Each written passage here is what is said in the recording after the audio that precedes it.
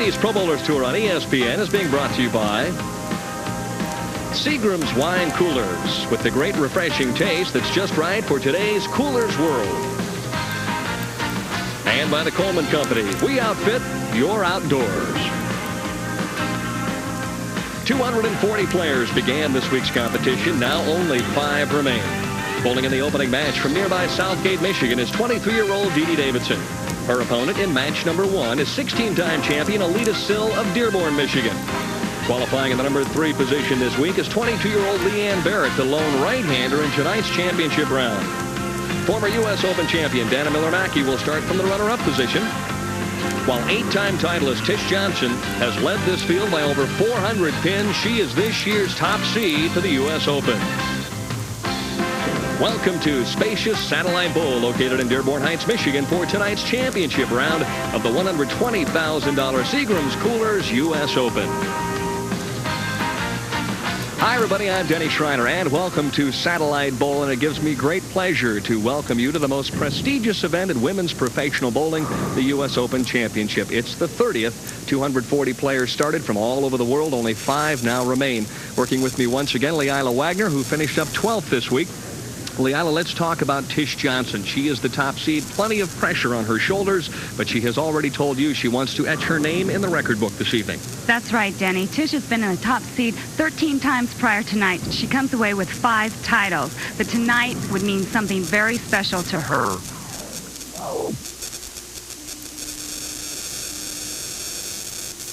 We haven't forgotten, however, the first place prize money of $24,000, as she has figured out that each frame is worth $2,000. Well, let's discuss a former U.S. Open champion, the number 2 seed, Dana Miller-Mackie. She captured this event back in 1983, the last left-hander to do so. Maybe she'd like to win her second here tonight. Well, Dana Miller has been very hot in 1990. She already has 1 title, and she is always a contender for the title. Normally, the players compete as individuals out here on the LPBT Tour, but Alita Sill and Dee Dee Davidson are good friends and teammates alike. They'll have to face each other in the opening match. Well, I think friendship is going to go by the wayside here tonight, as Dee Dee wants revenge. She lost to Alita Sill last year in the Michigan Classic in the title match. All right, and the lone right-hander this evening is Leanne Barrett of Oklahoma City, Oklahoma. If there is a right-handed player that could win this championship, certainly it would be Leanne. Well, Leanne has 2 advantages here tonight. The first one is that she is the only right-hander, meaning that if she finds a shot, it should hold up for her. Secondly, if she doesn't really have a shot, she is the type of player that is able to create the area and strike a lot anyway. And this is her 7th appearance in the championship round here in 1990. A splendid player. Keep in mind, $24,000 in first place prize money up for grabs here this evening. We'll be back with match number 1 between Dee Dee Davidson and Alita Sill. The LPBT on ESPN coming up next. Welcome back to Satellite Bowl in Dearborn Heights, Michigan. Opening match, Dee Dee Davidson and Alita Sill. Dee Dee starts on the left-hand lane. Championship round pair this evening. Lanes 77 and 78 in this 84-lane bowling center. Scores were pretty high throughout the week on this pair. The 5 players averaged 218.2 as Dee Dee opens up by narrowly missing the pocket. Dee Dee losing just last week in the title match. She shot .212, which is a decent game. She was not able to come away with the title. Does a lot of bowling here at Satellite. Practices here along with the Alita Sill, and very familiar with the lanes themselves, although you wouldn't see that as she starts with an open here in the championship round. We saw Dee Dee almost miss a few spares last week, just picked them up by the skin on her chinny chin chin there, and this time she actually comes out and misses the first spare. Been a very tough year for this 16-time champion. First telecast here in 1990, and it would appear as if the oil is carried down just a little bit, Leila. I think the left-handers here tonight, Danny, are finding what the right-handers felt like throughout the week, that you get more and more play on the lanes. That lane conditioner carries down, your lanes tighten up very quickly for you. By and large, throughout the week, players on the left side were able to go away a little more with the ball and, of course, get it back and get it to hit. And that was, I think, the key to their successful scoring throughout the week. Well, Denny, also there were 240 players in this tournament, and so many right-handers and amateurs throughout the country were able to come in here and compete. And when you have that many players, you really have them playing all over the lane, and it kind of mixes up the conditioner a lot on the lane. You don't get any groove at all going. We have a new camera angle here on the left side, since we do have 4 left-handed players. Still looks like a strike to me on lane 77. Alita Sill with a strike. Both players opened in the first frame. Satellite ball here has been very favorable to left-handers throughout the years. It is, and definitely was favorable this week, as 9 left-handers made the top 24. And of course, 4 of those 9 qualify for the telecast. A little better shot, but this time the bucket. So without question, the lanes were a little bit tighter perhaps than they were throughout most of the week. You know, the general consensus talking to the players was that they were tighter, but Tish, the tournament leader, actually told me they felt they were a little bit drier for her. She said she had been swinging the gutter throughout the week, and she said now she has to keep up her ball speed or it could be the big 4 split. A little more direct this time in the approach to converting the bucket. You can actually see the line that Dee Dee is playing here right outside the first arrow. Pretty much straight down the boards. And here it comes in just a little bit light, not quite enough finish, and she leaves the bucket. Still looking for strike number 1 here in game number 1.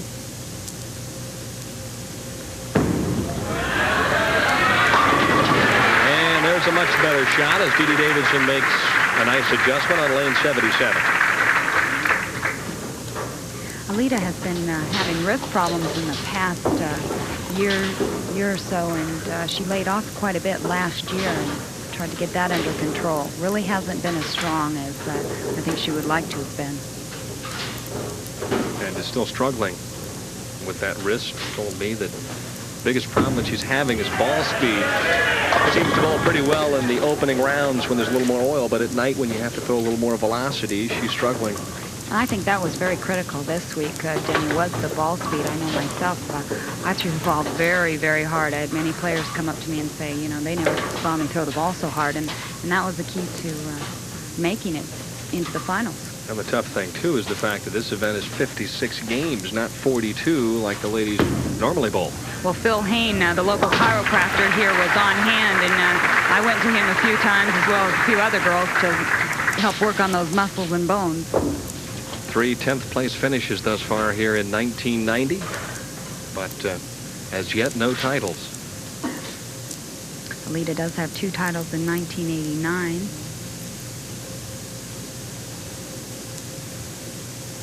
Scoring moderate in the opening game. A little tighter angle. Solid 6-pin this time. Told me that by and large, because of the types of conditions that she has been bowling on throughout most of the spring, that her game's a little bit out of whack right now. Here you can see the ball coming up right around the first arrow. Looked pretty solid, but that ball did finish a little bit too hard. Well, she may be out of sync at this point, but she trails by only 1 in the opening game of the Seagram's Coolers U.S. Open. We'll be back with more of match number 1 right after this.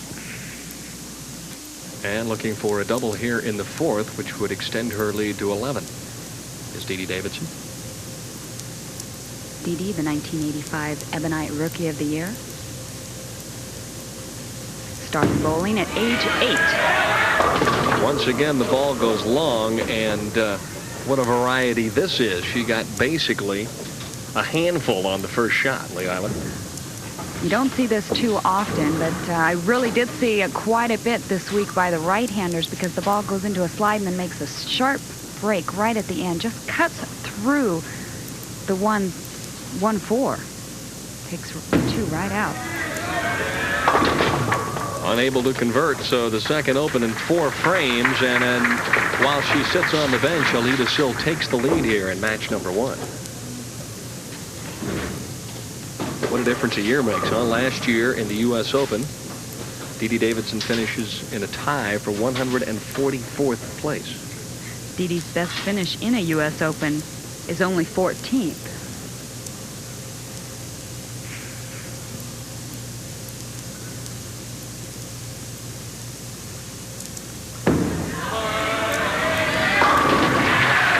And an excellent shot as she bounces back. It would appear as if lane 77 is the better lane for her. Alida now looking for her second strike in the match. She left a 10-pin last time on lane 78. Excellent match play bowler and an outstanding player in championship round competition with a record of 43 and 36. A little different ball speed, but still, obviously, lane 78 is the tighter of the two lanes. Yes, that's exactly what the players told me while they were practicing. Alida's first title came at age 19, and she now has 16 of those titles. And she's only 27. She's been busy. That's more than one a year, right? Yeah, very effective player. Well, as the ball breaks real hard once again in that back end, those spares are easy to chop. Dee Davidson now back on top by a pin, and some giveaway and takeaway here in game number 1. Take a look at her spare shot here. She plays right between the second and third arrow. Tried to send it out and hook it back in, but the ball just broke a little bit too much. Strike on lane 77. I know one thing. Any player that's coming in that has the option will make the other finish on lane 78. Without question. That would be the wise choice. Oh, now, yeah. These pairs, 77, 78, 79, and 80, were a lot tighter for the right-handers. Here, the left-handers mentioned that they were actually moving a little bit more. Leanne averaged only 191 on this pair. She's the only player in the telecast averaged less than 200 on the championship round pair. Well, Dee keeps adjusting, keeps probably moving her feet more to the left, but still not a solid hit. Leanna, what do you do if you're throwing what you feel is a good shot and it's not getting to the pocket? Well, that's just it, Denny. You have to judge it on your feel, and if you do feel that you are throwing good shots, then that's when you start making those small adjustments, whether it be with your feet or with your target. And here I'm sure she's moving her target a little bit left as 78 is just not coming up, just not making the break up. What's your first move? Do you move your feet and leave your target the same? Yes, I move my feet first. But every player's really different out here on the tour. So many of these players are, natural bowlers that they have their own technique for adjustments. And now you can see where she's lining up, right around the 30th board. She's obviously pretty much... Well, maybe a little further inside, huh? Not much. Much better reaction overall, though. This one crosses over. At least you know on 77 that the ball is going to hook back. So a strike in the 7th, a 1-pin lead for Dee Davidson. We'll be back with the conclusion of game number 1 after these messages. Alida Sill steps up in the 7th. She trails by 1, but she's working on a strike. Two-time Bowl of the Year, 1984 and 1985. Ooh, what a beautiful shot. So perhaps she is solving the puzzle on the right-hand lane. Proper adjustment there on lane 78. And she now leads by 9. Next in line, Leanne Barrett, the only right-hander on the telecast, and Dana Miller-Mackie, and our top seed, Tish Johnson. Plenty of bowling here in the Seagram's Coolers U.S. Open still to come.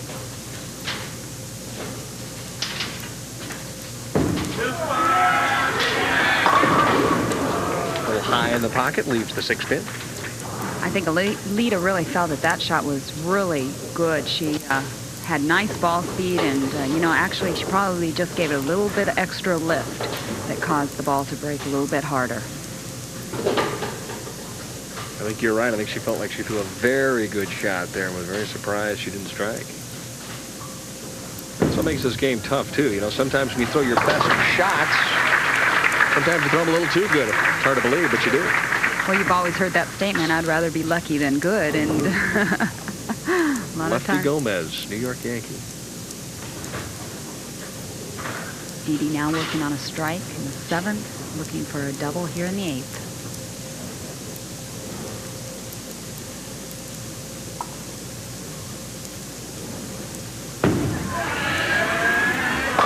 Well, you can almost see her starting to tug it a little bit, Leila. She realizes she doesn't have the area on the right-hand lane, but she'll take the double any way she can get it. Well, when you can't trust the ball to the left, as Didi has found so far she hasn't been able to do, you try to make those adjustments and try to help it up to the pocket.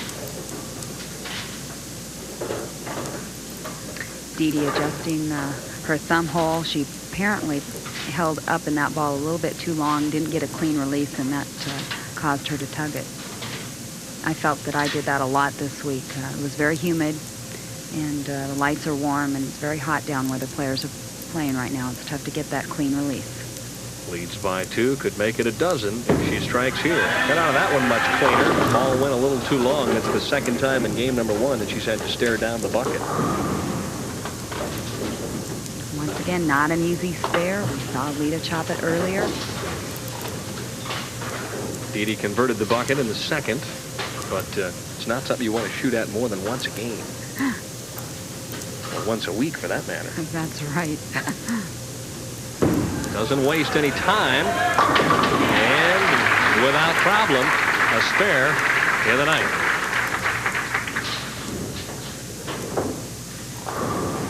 Possible game of 203 for Alita Sill. Meanwhile, if Didi Davidson would strike out, 191.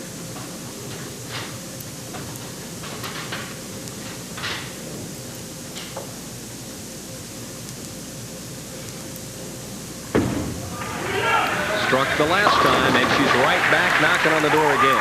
So this lady has won many major events, Denny. I think she likes the pressure of those major titles.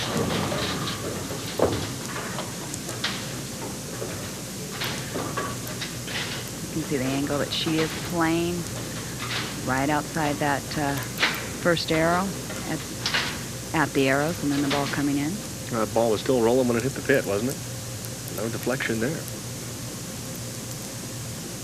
Strike here makes life very difficult for Didi Davidson, and Alita Sill wanted it desperately. And of course, keep in mind, she defeated Didi right here in this pair of lanes a year ago in the Michigan Classic, 257-234. Didi left a 7-10 split in the 10th frame of that match, and both times that these two have gone after the title, Alita has come out the champion. 9 spare is good enough to advance to game number 2.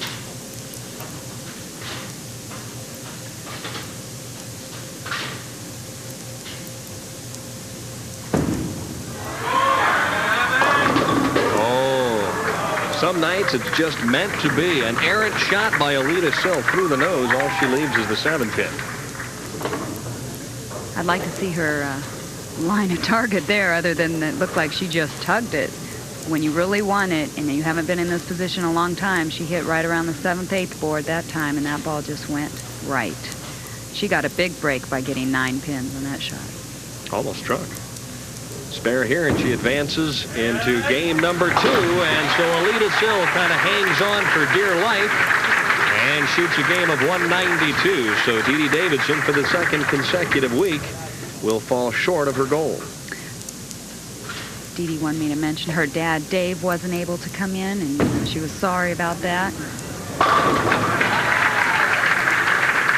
Excellent shot there to start the 10th frame, but we'll break away here because we do have a winner. Didi Davidson finishes 5th. Alita Sill moves on to game number 2 as she matches up with Leanne Barrett of Oklahoma City, Oklahoma. Seems like we just went away, but now we've come back. Michelle Mullen, what a run. Who finished 2nd last year. Beautiful run last night. Shot 250 over and barely missed the telecast here this evening. Robin Romeo, the defending champion, came back and made a run at things. Jeannie Maiden bowling exceptionally well. Ran into a little problem last night. Leila Wagner finishing 12th. And Renee Fleming back out. Had to toss that one in. Of course, our statistician, Jerry Edwards, in 18th. And also Laureen Ravine, who is a local player as well, ends up 23rd this week. Lori Nichols was our alternate. And obviously, a part of every event on the LPBT Tour is the Pro-Am. And Charles Nutt collecting, I believe it was $2,000. A big pro-am here at Satellite. And both Diane and Mark Voigt, the proprietors here at Satellite, have done a marvelous job all week long hosting this fabulous tournament. Don't forget, immediately following tonight's U.S. Open, Top Rank Boxing, live from the War Memorial Coliseum in Rochester, New York. Al Bernstein and Charlie Steiner standing by for all the action. Top Rank Boxing live coming up at the conclusion of this one. And Leanne Barrett, a little tape adjustment there in the thumb hole, as Leila mentioned. Very humid, very hot here inside the bowling center throughout the week. So those thumbs have a tendency to swell up and down, and you have to continually add tape to the bowling ball to get the right feel as Leanne finishes up her practice shots. Well, I know where I played, and where that ball went, you want to make sure that you don't fall out of it or hang up in it. It might be in the channel, so you'll see Leanne's ball probably almost near the channel at about 40 feet.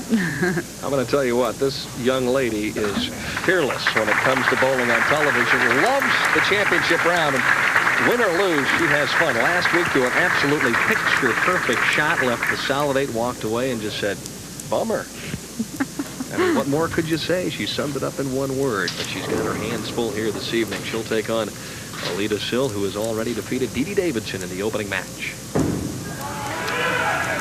A little adjustment during that timeout, a different bowling ball, as the players are still shopping right now, Leila, for the right equipment. It appeared that Lita had lane 77 down pat there up until the 10th frame. She buried that first one. The second one just appeared that she tugged it. This shot looked like she let up on her ball speed. Plus, you mentioned a new ball. This one goes a little bit too long, so she misses the baby split, and as she did in game number 1, opens the door in the first frame. Leanne Barrett, only 22 years of age, just 4 years on the tour, and in a short span of 4 years has already won 8 titles. She's also a 2-time Bowler's Journal All-American and a 2-time WIBC All-American in that short time. Revs it up and starts with an X. She told me the lanes seemed a little bit tighter. She was a little bit worried that they might be exactly like they were yesterday morning. They were moving pretty good for the right-handers, but she said they seemed a little bit tighter for her. But she did tell me she chose to go to a little bit shinier ball because she wanted to play a little bit more direct. And direct for her is probably crossing 15 boards instead of 25. Point well taken. She does create a little area with the bowling ball. Gonna need it here. Ball comes roaring back, and she kind of slaps the 6-pin, but it doesn't quite get the job done as she leaves the 10. Leanne's made a few changes in her game recently. She has a 4-step approach. She's walking a little bit straighter. If you noticed her in the past, she used to walk very crooked up to the line, worked a little bit with Gary Dickinson, and very tall young lady, and able to get a nice arm swing. And that time she really pulled up on it. Well, misses the 10. You can obviously tell the players feeling the pressure of the U.S. Open. Well, this has been one problem all week for her. She says, I at least flag 1 10-pin a game, and hopefully this is her only 10-pin that she flags. That wasn't even close. Not even. No. That's a great thought to have in your mind, huh? This ball hooks a little early, crosses over, and Alida Sill having problems of her own. Well, the center of the lane, Denny, seemed to be hooking more for the players this week, and when you shot at spares, had a tendency to move real early. Here's her shot as she hits around the 7th board, and that ball just crosses all the way over. Now, 78 has been tighter, so she made the adjustment. Crossed over. Still shopping as she picks up the 8. 1-pin lead right now for Alida Sill, and you know, we mentioned the fact that the left-handers bowled so well this week. Tish Johnson averaged basically just a little better than 210. So these are U.S. Open conditions this week. The scores were moderate, and the lane conditions were not easy. And very warm, as you see her toweling herself and trying to get a good feel of her spare ball that she just missed that 10-pin with. A little better angle of approach. Lazy 7-pin. Moves momentarily, but Alita still leaves the 7 in the third. It really appears that the left-handers aren't out quite far enough. Tish mentioned that when she got the ball all the way out to like the 1 board, it came roaring back. So it almost appears that Alita is afraid to get it all the way out there. She's playing more direct up around the 5-7 board. Get it all the way out there, you're liable to play that long, dark brown board. Well, you've got to trust it. And I know I played the channel all week, and I had a better shot if you got it all the way to the 1 and 2 board. How many channel balls did you throw? One a block. But I never lost count. I spared. It was the easiest spare I shot at. I knew how to shoot at it. Good. All right. Well, hey, a lot of times they tell you have to look right into the channel in order to get the ball to the 1 board. And one player who can get it back from there is Leanne Barrett. Oh, my. Another solid strike on the right-hand lane. Let's see if she can make the adjustment on 77. That was a much more direct shot, as that ball probably only went out to about the 5 board. Now, this is Leanne's approach, how much straighter she is than she used to be, even though she does walk left. My question is, what happens if she gets pulled over by a state trooper and he says, hey, walk a straight line? I think she's in trouble. I think she is, too. I know one thing, she could strike. Uh-oh. Well, that was near disaster on 77. Leanne Barrett took a chance and paid the price. Well, we mentioned trusting it, and she really did throw that one out. But I don't know if she just didn't get the lift now. She's trying to play more direct with that straighter, or with that harder surface bowling ball. That ball was there. 35 feet. It's hanging over the edge.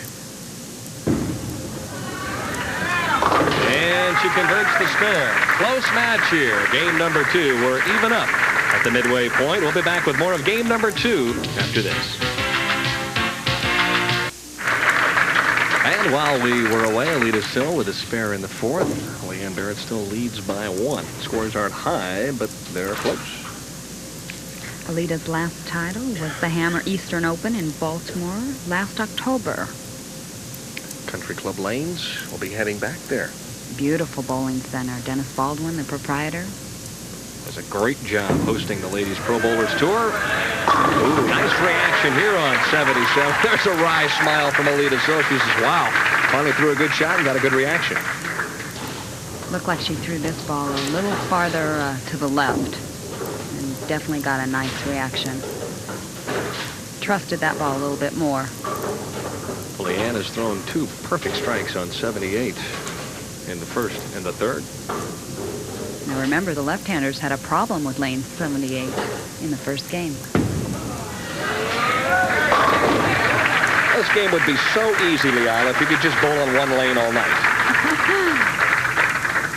Well, I found that true here, Denny. Sometimes I was playing 1 lane inside and the next lane outside, and you really had to make those adjustments quickly while crossing the house. Some high games this week and some comparatively low games as well, especially in match play. There were some 140s and 150s out there. Barbara Bratt shot her first 300 game in the semifinals. And looking for her first double in the match is Leanne Barrett. Left-hand lane is presenting all sorts of problems as she leaves the 3-6-10. Last time on lane 77, she really trusted it out to the right, and it didn't make it back, so she tried to tighten up the line here. And it really looked like a good shot, but it just didn't hold. The H word. Hold. Without hold, you better get it right. Also ball speed. Mm-hmm. The only trouble is on 77, when you get it way right, it stays there. All right, nicely done of the 3-6-10, a spare up. In the 6th for Leanne Barrett, he still leads by 1, but keep in mind, Alita works on a strike. The winner of this one takes on former U.S. Open champion Dana Miller-Mackie of Sydney, Australia. And our top seed is Tish Johnson of Panorama City, California. Alita's grandmother and grandfather are on hand tonight. Steve and Adeline Zook.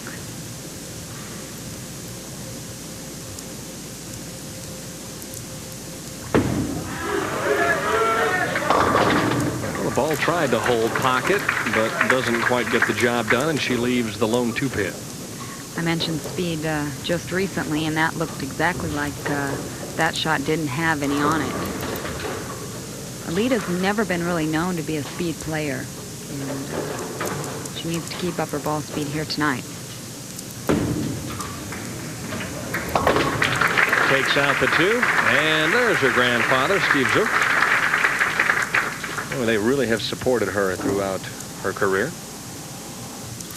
We see him often at many events across the country. It's funny, she told me, she said, Tenny, you know, it's more difficult bowling in your own backyard, especially in a major championship, than anywhere else. It was tough, and I'm relieved that I made it.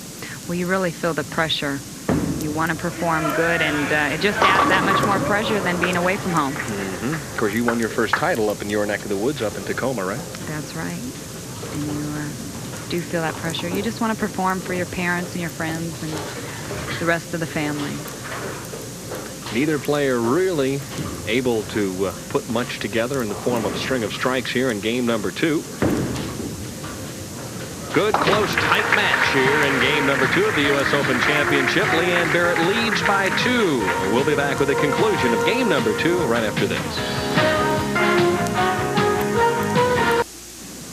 And this was Leanne Barrett's shot in the 7th. Right-hand lane proving to be a good one again. So far perfect on lane 78 throughout this match. Back to live action now, trying to double up, and still the problems persist. She gets it going a little right, and it stays there. She sets it a little short and hooks early. Tough combination. I wouldn't want to bowl on that. Here you can see the ball's going to come way out again, and she trusted it last time. She tried to play more direct, and it hooked. She's either going to need to move right and get into that oil and just try to go more direct from out there, or move in where she knew it hooked and throw it harder. Well, I don't know if that was a mistake in judgment or practice for a strike line, because you normally don't pick up that spare in that fashion, although she did. You know, what about changing balls for the left-hand lane? Maybe pulling something out that doesn't hook quite as much, or pull out something that hooks a lot more. Well, she said she was throwing that harder surface bowling ball for herself to play more direct on 77. Whatever it is, it hasn't worked.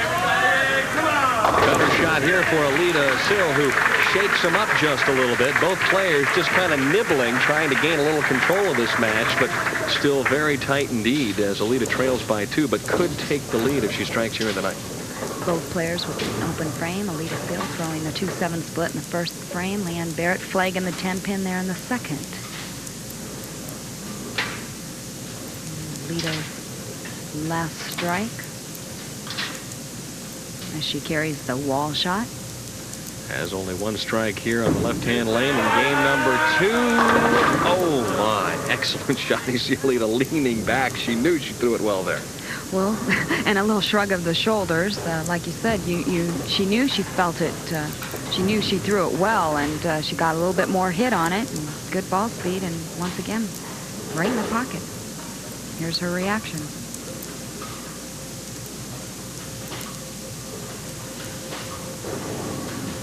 A look to the bowling gods, I think. And obviously they're busy. Yeah. Not watching the U.S. Open at this point.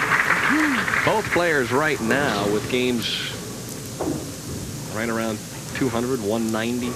Opening game was 192 to 180. Alita Sill defeating Dee Dee Davidson. Leanne could still shoot 208 if she takes this one all the way off the board.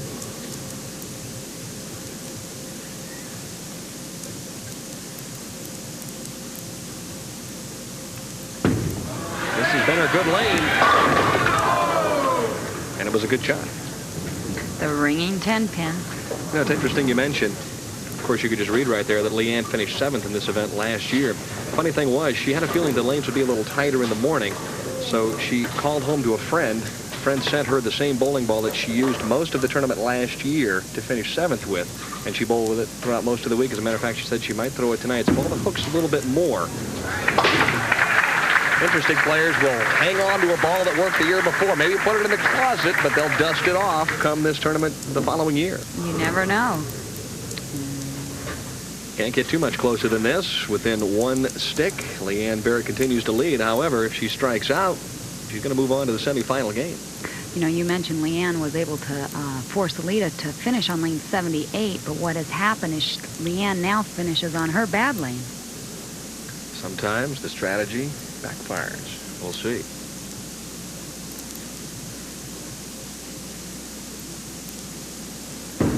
Needs to hit the pocket and leaves the 2-8 with the 10. Some disaster strikes for Leanne Barrett, who felt, I think, deep down inside that she had made a pretty good shot. This is exactly what she told me. She was not, or hoping not to leave that 2-8-10. She's left it so many times this week. Well, virtually impossible to make. She goes for the count. Now she'll have to sit on the bench and hope for something to go wrong. Alita Sill, if she gets 9, though, will move on to the semifinal game, and she is doing it grudgingly at this point, but nevertheless continues to climb the ladder.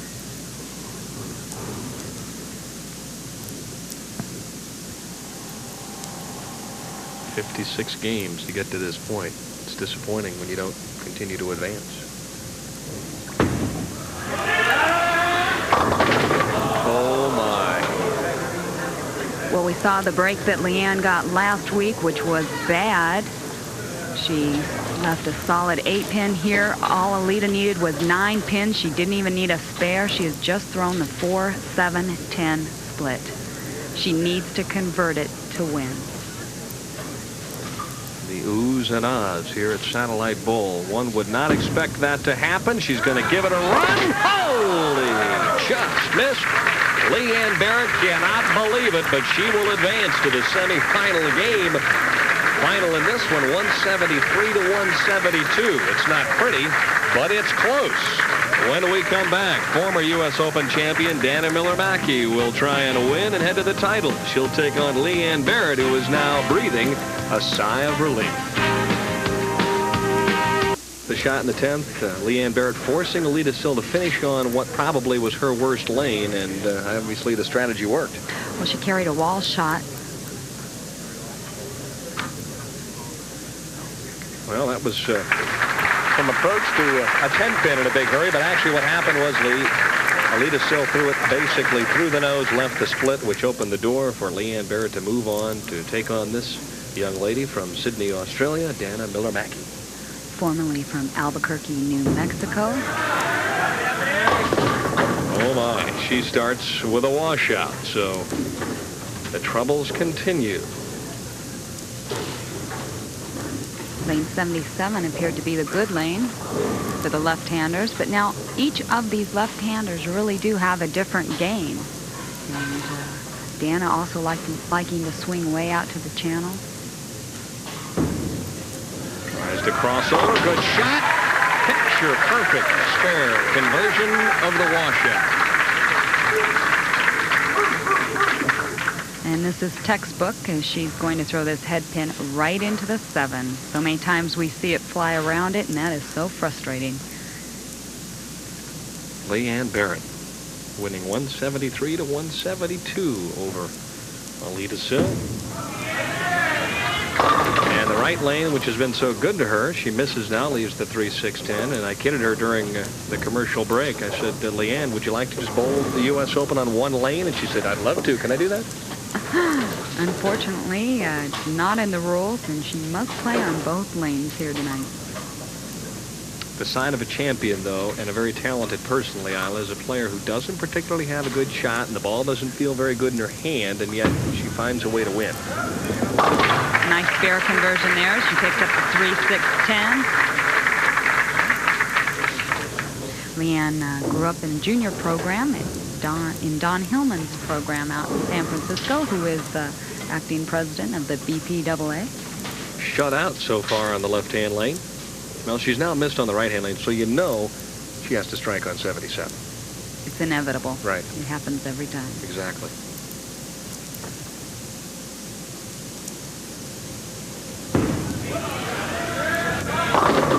Except for this time. Wow. A little bit easier of a spare conversion than that 2-8-10. She has the 2-4-10, and she'll try to go left of the 2-pin. A very makeable spare. We're here in the U.S. Open, and the rough is up. The greens are firm. Pin placements are tough. If you don't hit it in the fairway, you can't get it on the green. It's a prestigious tournament, and you know, the pressure could be rising down there on the lanes. Open in the second for Leanne Barrett. Opens have been a familiar sight throughout this championship round. Keep in mind the winner of the semifinal game will match wits with Tish Johnson of Panorama City, California for the Seagram's Coolers U.S. Open Championship.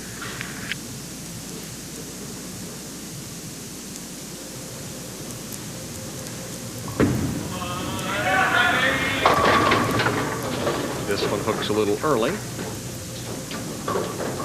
Dana choosing the harder surface bowling ball, the harder, shinier shell to go longer, play outside, play in the dry area a little bit more. She's already won this year the Robbie's Open in Alexandria, Louisiana. Match play record in the championship round here in 1990, 4 wins and 2 losses, so she has enjoyed success. Her mother Dee is on hand this week, and her father Gary and brother Mike are pro bowlers. Gary out on the seniors tour. And an error there by Dana Miller as she misses the spare.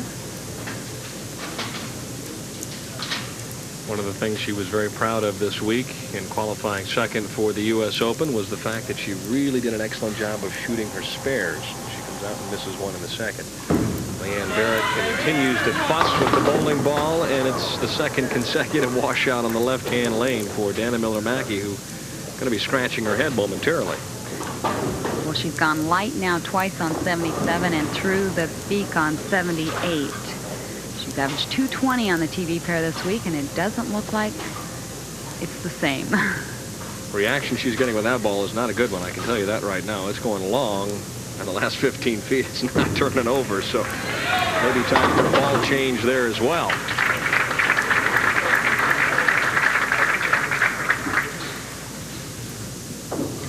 This is how Leanne Barrett survived to the semifinal.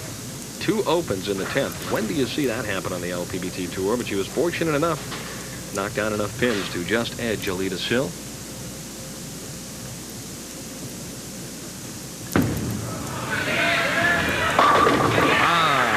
Sight for sore eyes. A strike on the right-hand lane. Back on line here on lane 78. Looking for her first double of the night. All right, now maybe if you set the ball down a little shorter, right? It's not getting back to the pocket on 77. Maybe you back up on the approach and set it down a little early. Or you bring your target a little bit closer to you would cause you to set the ball a little bit short. But Leanne sets it pretty short to begin with. Yeah, she does. Now she ripped the finger holes on this shot. Good reaction. And finally, 2 shots in a row in the pocket. She leaves the solid 10. But after the 2-8-10 and the 2-4-10, the 10 pin's got to look terrific by itself. And you heard the crowd there applaud a pocket hit on lane 77. We haven't seen that too many times tonight. Only trouble is she missed the 10 pin in game number 1.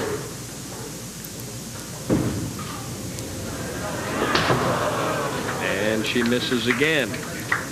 They're just trying to survive right now. We'll be back with more of game number 2 after this.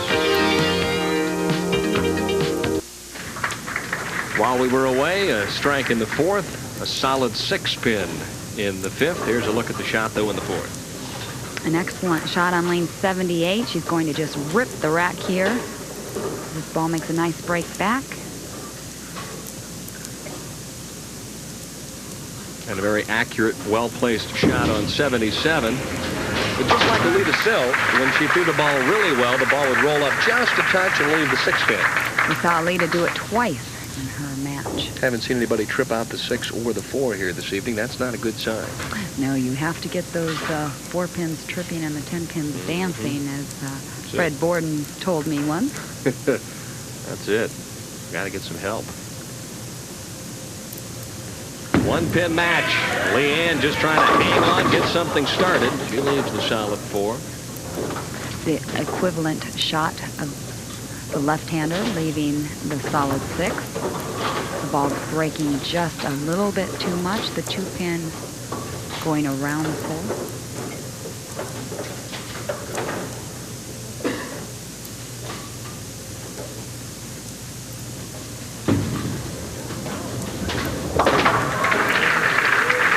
Fans waiting and wondering if that ball was going to get back to the 4-pin, but there was never a doubt.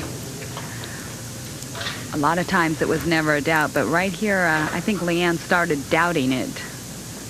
No, that's not an optical illusion. The ball really does curve that much. For those amateur players at home that wonder how you do that, now all the professionals do throw fingertip bowling balls. If you are throwing a conventional bowling ball, it is very difficult to turn the ball. Overreaction on 77. We have seen it so many times here this evening. And this one is virtually impossible to make. Sometimes you turn it a little bit too early, hit the dry a little bit quick, and this ball just makes a left turn. Really ripped the fingers in that one.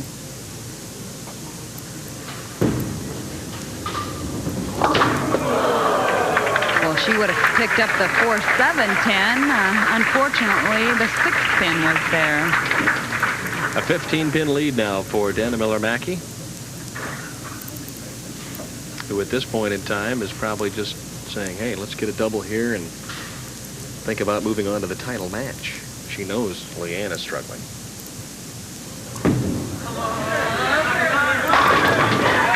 Solid strike on lane 78. I like the fact that she is staying with this particular piece of equipment. She's going to make it work.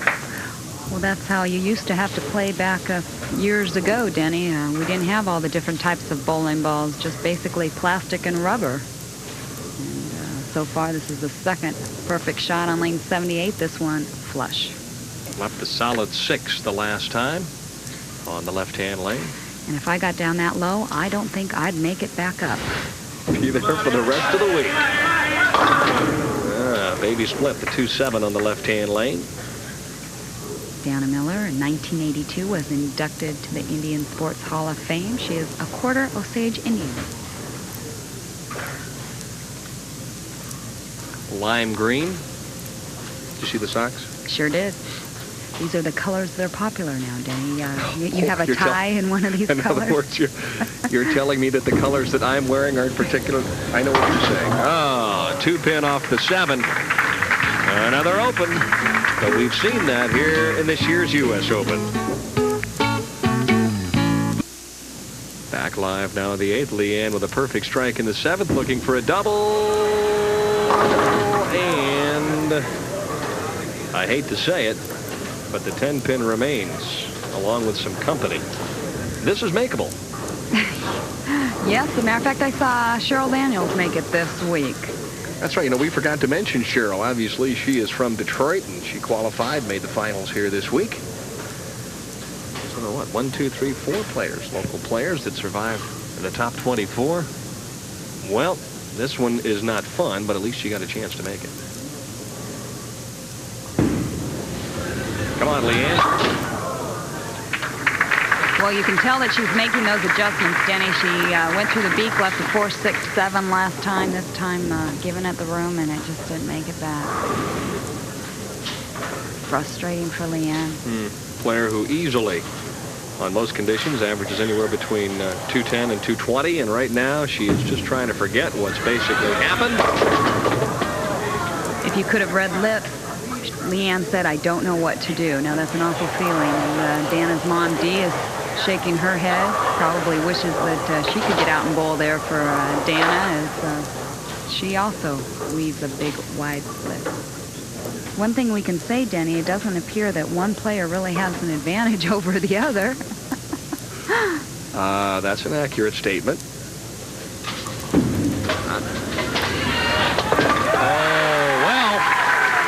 Dana Miller-Mackie told me before the championship round, Denny, I'll tell you what, I feel lucky here this evening. She's already made the washout. Now she converts the 3-7. She's used up a little of that luck here in the semifinal game, but a couple more marks, and she's going to head to the championship.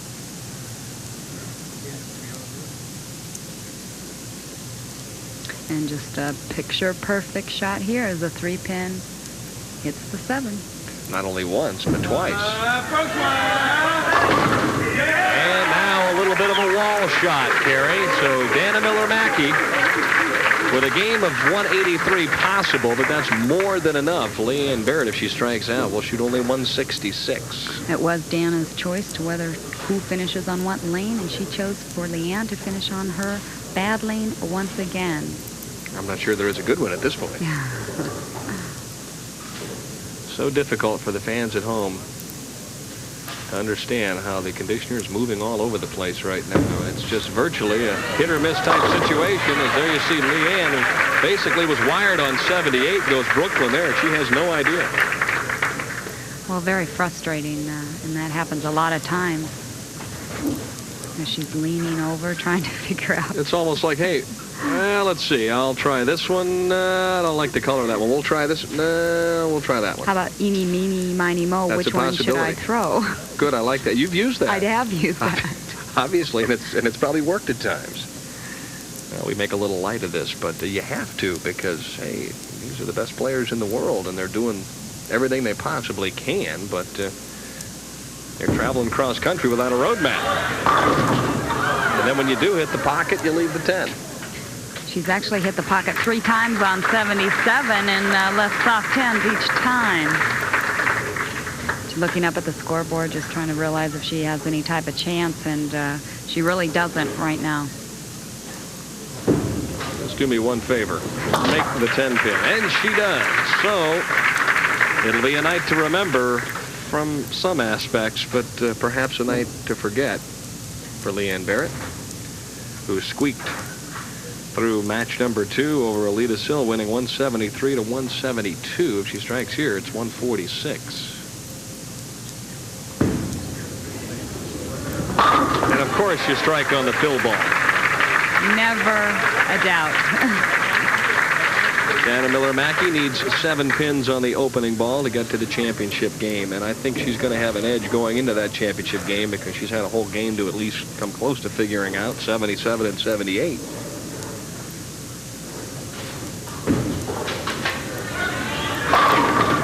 That's the way you want to move on with a strike. So Dana Miller-Mackie will head to the championship game while Leanne Barrett shakes her head. She'll head home to Oklahoma City, Oklahoma, $7,000 richer, but a little disappointed. We'll be back with the title game here from Satellite Bowl in Dearborn Heights, Michigan. The featured performers, Tish Johnson and Dana Miller-Mackie. And the PBA Tour returns live on ESPN with the Kessler Open, live from Earl Anthony's Dublin Bowl in Dublin, California, coming up Saturday, June 16th, 2 p.m. Eastern Time, 11 a.m. Pacific Time, the first of 12 consecutive PBA events, live on ESPN. Now, we've already mentioned the $24,000 is up for grabs as far as the top spot is concerned, but $13,000 for second doesn't look too bad. No, and a nice, really prize fund all the way down. Well, you can't thank the Seagram's people enough for their support for not only the Women's U.S. Open, but the Men's U.S. Open. Don't forget, coming up next at the conclusion of our championship game, Al Bernstein, Charlie Steiner standing by in Rochester, New York for live top-ranked boxing. Dana Miller-Mackie will start the championship game on lane 77.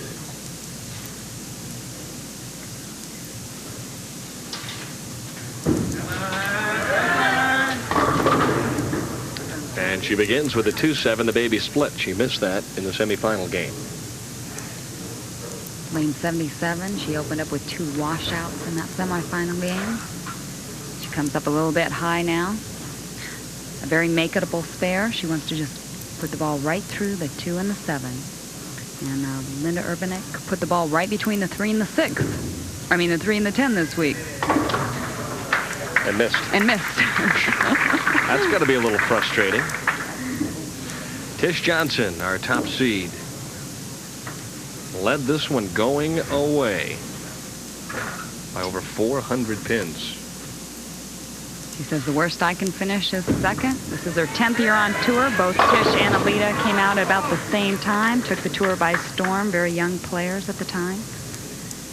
Playing the extreme outside angle Well, this lady likes to play the channel. She likes to swing it. One big difference, too, she's obviously swinging the ball a little bit more than any of the other left-handers. The other left-handers trying to play more direct.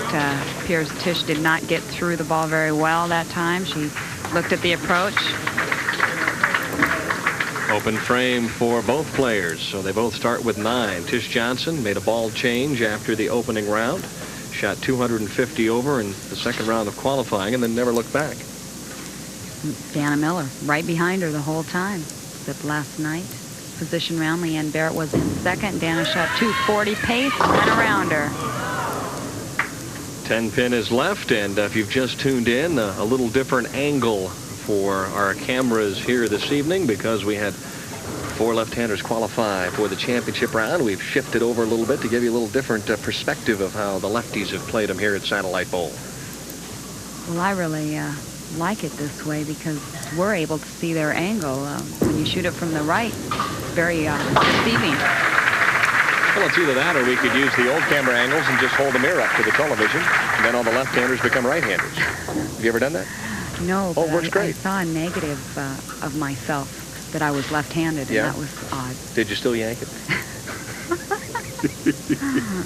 Just kidding. It was only a joke. That's okay. The last week, Danny. This week. That's right. The last week, I'll let it go. Okay. Well, by the pocket it goes. Where it stops, nobody knows, including the 2 players on the telecast right now.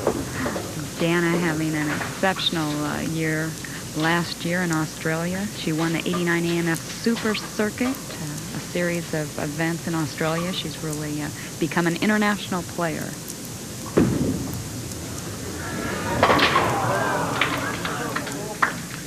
Fans have had plenty of practice oohing and eyeing here this evening. If you can believe this, our high game in the U.S. Open in the championship round tonight is a game of 192. Players average 218 on this championship round pair throughout the week. I was joking with this crowd last night. I said, you know, you're really a very good television crowd because they were doing a lot of oohs and ahs. And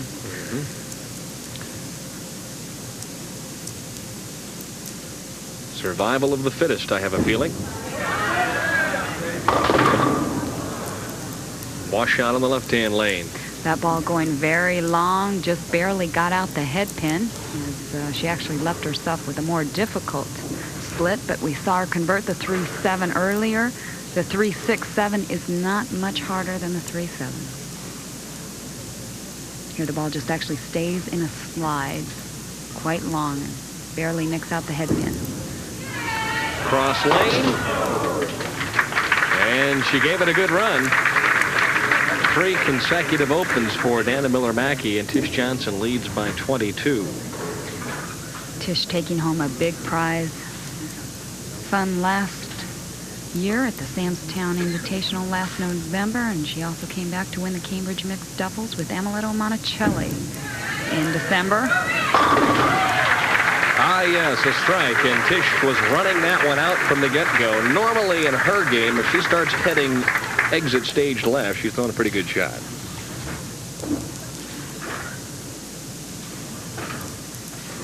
And here she goes all the way to about lane 75 and getting a little jogging. It's the Johnson shuffle. Is that what it is? Yep.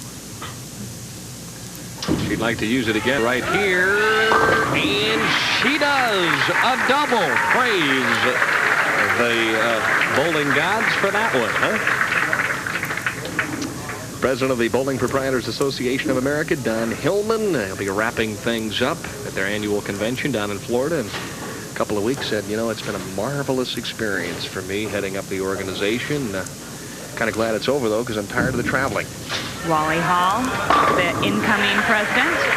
And, of course, a ball change. I knew it would happen sooner or later.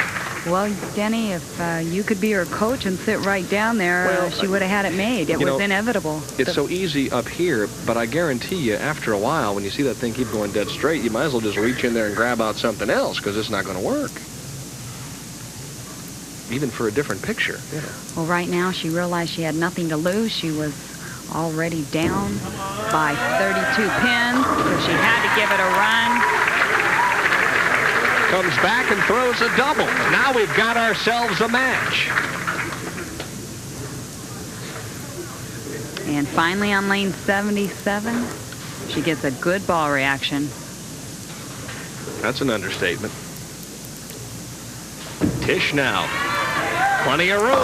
Oh, a little too long. Looks down at the hand. Perhaps that one didn't quite get off as cleanly as she would have liked. Looked pretty good from here. Well, the humidity level rises, the pressure rises, and the ball doesn't come off clean. She practically loses that ball. Stayed right out on the one board and didn't make the break back. Crosses a number of boards, but does not convert the split. It's amazing, though, how the ball doesn't come off the hand quite as well when your opponent has come up with a big double. That pressure is really tough to deal with at times. She still leads by 7, but keep in mind, Dana Miller-Mackie works on a double as we are at the midway point here. Championship game of the Seagram's Coolers U.S. Open, live from Satellite Bowl in Dearborn Heights, Michigan.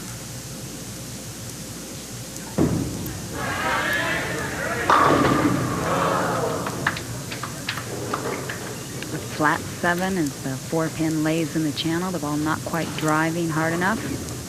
Media core on hand. A gentleman in the blue jacket, Doug Bradford. Outstanding bowling writer for many, many years. To his left, it's E.A. Bud Fisher, former promotions director, PR director for the PBA and a Hall of Famer. Tish Johnson applauding herself for converting the 7.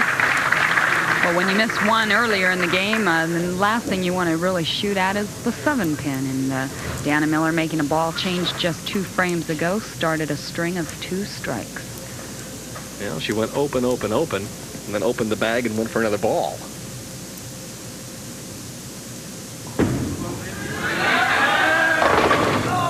Leaves the bucket.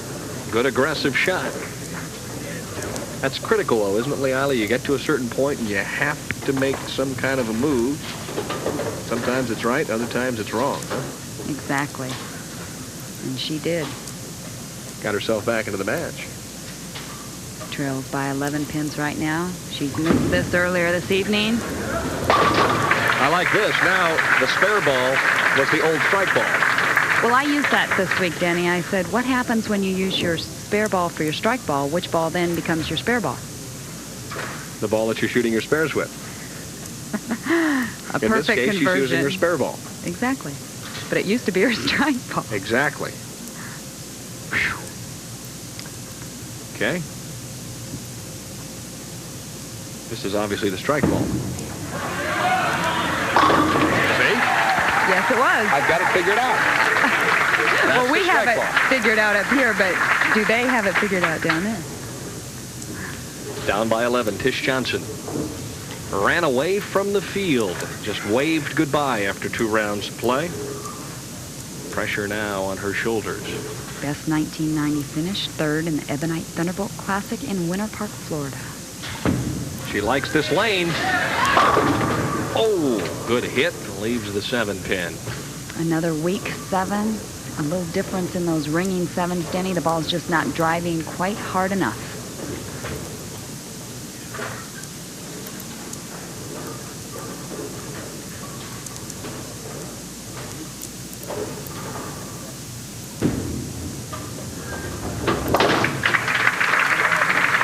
Momentary pause until the 7-pin leaves. And this match is down to 10 pins. And Dana working on a strike. I'd say she has the advantage. You don't win 8 titles without coming up with some critical shots. Let's see if Tish Johnson can muster the talents here. Then finally a trip of the 6-pin. There you go. It's the Johnson shuffle in reverse this time. Trip of the 6, 7, 10. Can you trip the 6, 7, 10? Sure. Let's watch. The last 3 pins to go. 2 on the right and 1 on the left. On the tippy toes, back on the heels, and back to live action. Brooklyn start for a double, and that's got to drive you crazy if you're Tish Johnson at this point. Well, Tish left 2 7-pins in the 6th and 7th frame, and your opponent walks up and crosses over for the double to bring the match to even. And what's great about this is if they all strike out right across the sheet, we go into tie at 213. Overtime. It's the only way you can win the U.S. Open.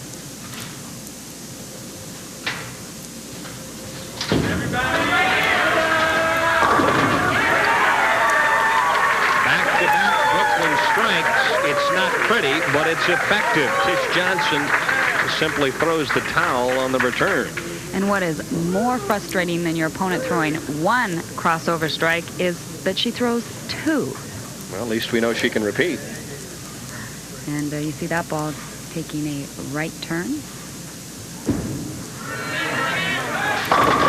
Tish Johnson comes fighting back in the clutch, though, as she throws a strike in the 9th. The advantage she has now is that she gets to finish first and put the heat on Dana Miller-Mackie.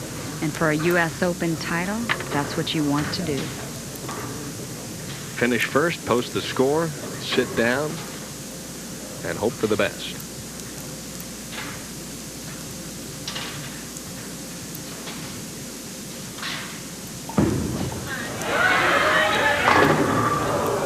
And the best right now is not going to be good enough. Dana Miller-Mackie never looked up, but obviously realizes now that she's in a position to capture her 2nd U.S. Open. Count was very important on that shot. Denny is Tish left a 7 count on a double. She really opened up the door for Dana Miller. Must convert the spare, and she does. Best game now for Tish Johnson, if she strikes, would be 190. And you hit the nail right on the head. Count imperative at this stage for Dana Miller. She can make up some of the count right now with a strike.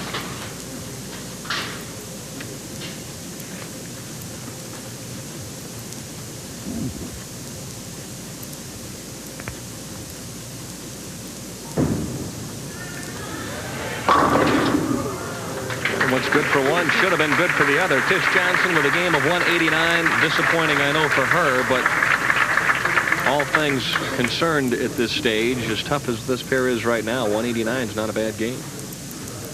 Trouble is, it might not be enough. Count right now is the key.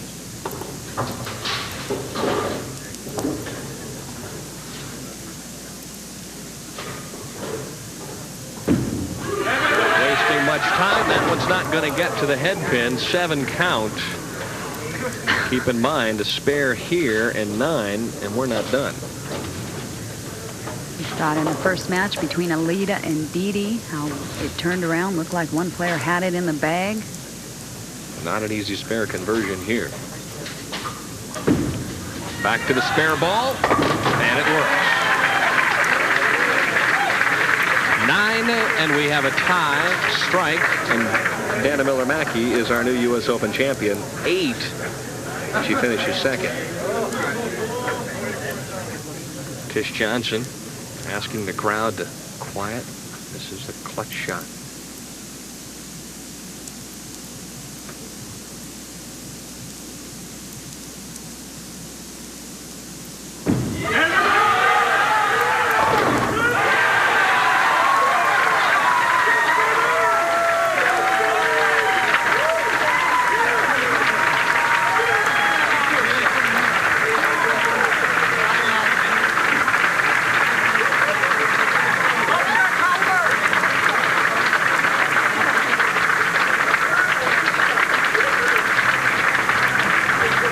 U.S. Open champion, Dana Miller-Mackie. The winner of the Seagram's Coolers U.S. Open, Dana Miller-Mackie, and a strike to win. That's what every player dreams of doing, and you accomplished the goal. Well, I had some very fortunate breaks. I went Brooklyn like 3 times, and I thought Tish did a great job all week. I just got the breaks. Chief Wapinski, the executive director of the BPA, with the green jacket. With the check and trophy you're about to get goes this championship jacket, symbolic of your victory. Wear it with pride. You earned it. Thank you.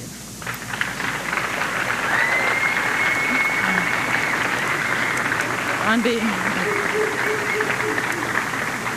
behalf of the Lady Pros, I'd like to just thank Seagram's Cooler and the house here at Satellite Bowl. I'm going to make it easy for you, and I'm going to bring in Don Hillman, the president of the BPAA, and let him say a few words. Just relax. Dana, congratulations. I'll hold on to you like that. You go ahead and shake now. This is your trophy. We appreciate the great show you put on for us. It was an outstanding last fall, and you deserve it. Congratulations. Thanks, Don. Thank you.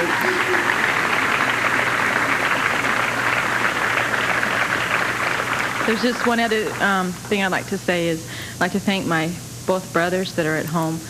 One is on tour and he helped me this week, and the other one does my travel arrangements. He's a travel agent. But most importantly, I want to thank the Lord Jesus Christ. All right. And now Vince Partridge from Seagram's Coolers has a check worth $24,000. Vince? Dana, on behalf of Seagram's Coolers, the check for $24,000. You've earned it as a true champion tonight. Thank you. Thank you, Vince. Okay. All right. Here is the shot that wins the championship. Take a look, Dana. Why don't you tell us what happened? Oh my gosh, I just threw it out there on a wing and a prayer. I thought it was really wide, and you can see the pins fall out late. I just got a good break. I have to ask one question.